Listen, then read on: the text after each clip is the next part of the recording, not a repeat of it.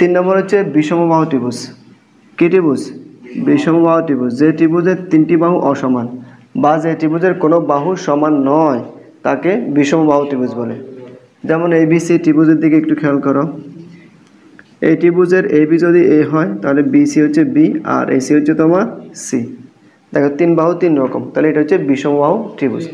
এই বিষমবাহু ত্রিভুজের ক্ষেত্রফল নির্ণয় সূত্র হচ্ছে square root of S into S minus A into S minus B into S minus C। এটা হলো বিষমবাহু ত্রিভুজের ক্ষেত্রফল নির্ণয় সূত্র।